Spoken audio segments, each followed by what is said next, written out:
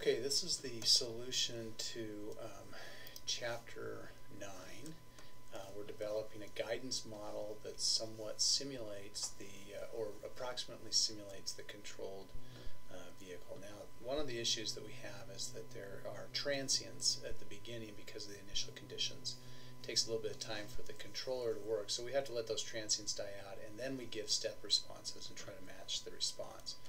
So let me just show you what happens if I try to match the response, for example, for the course loop. I've tuned the parameters a little bit.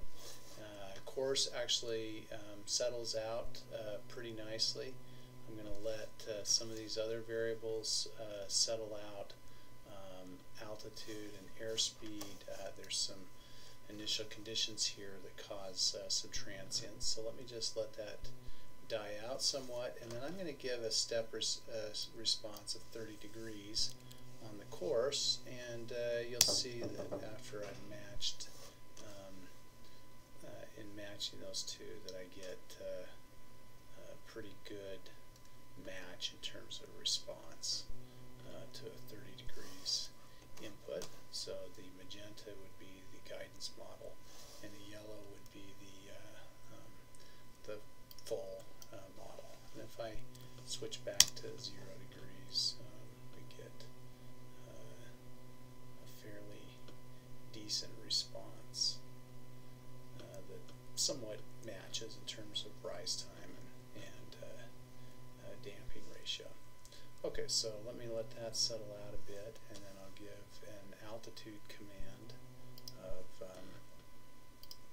I'll increase it to 110, and we'll see how the altitude, 110, see how the guidance model and the actual model match. So I could probably tune this a little bit better to get a slightly better response, but I get something that is fairly well matched. I could probably tune my controller so that I don't get quite as much overshoot in the controlled response. So I'm not completely happy with the controller here, but my guidance model is matching to some extent.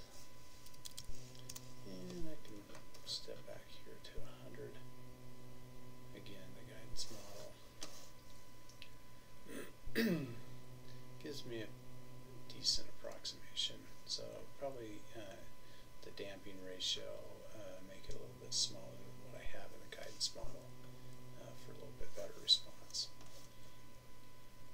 Okay, and I'm going to let that settle out, and then I'll give a step in airspeed. We'll step it up here to 40 meters per second. And again, I have so the airspeed command looks like it's actually a second order response, but I'm modeling it with a first order response, and so I'm not going to get this overshoot and slight oscillation. So we're going to model.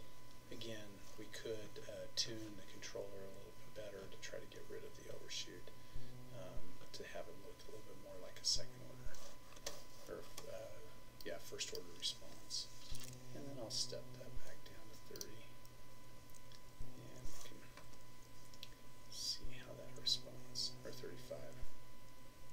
So again, the actual system, there's a little bit of overshoot, where the guidance model is a first order system.